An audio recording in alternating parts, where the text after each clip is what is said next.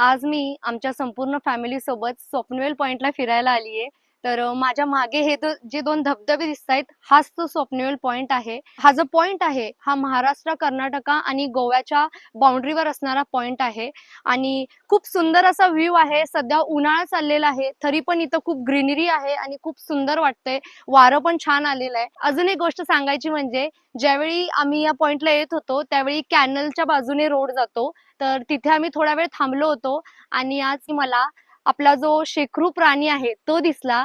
तो महाराष्ट्राचा राज्य प्राणी आहे. खारुताईच्याच प्रजातीमधला हा एक प्राणी आहे आणि त्याचा फक्त तो आकाराने मोठा असतो आणि त्याचा जो रंग आहे तो लाल असतो.